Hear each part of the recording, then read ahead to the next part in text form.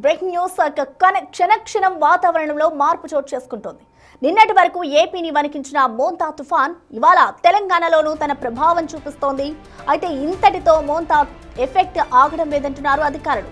నర్సాపురం వద్ద తీరం దాటిన మోంతా తెలంగాణ మీదుగా ప్రయాణించి ఛత్తీస్గఢ్ వద్ద మరింత బలహీనపడనుంది. దాంతో ఒడిశాతో పాటు తమిళనాడు, కేరళ, కర్ణాటకలో సైతం భారీ వర్షాలు కురవనున్నాయి.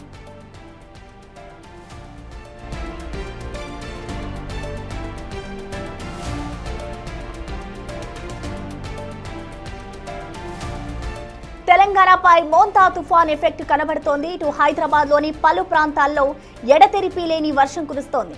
అంతేకాదు తెలంగాణలోని దాదాపు 4 జిల్లాలకు రెడ్ అలర్ట్, 8 జిల్లాలకు ఎల్లో అలర్ట్ ని జారీ చేశారు అధికారులు. గంటకు 50 కిలోమీటర్ల వేగంతో ఈదురుగాలులు వీస్తాయని ప్రకటించారు. మరోవైపు కోనసీమ జిల్లాలో సముద్రం ఉప్పొంగింది.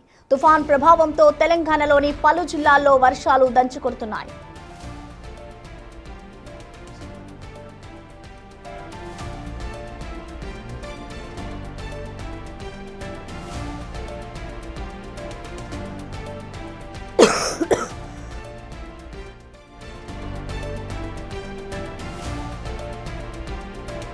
ఇక ఏపీలో అలజడి సృష్టించిన మోంతా తుఫాన్ క్రమంగా బలహీనపడుతోంది. తీవ్ర తుఫాన్ నుండి తుఫాన్గా బలహీనపడింది.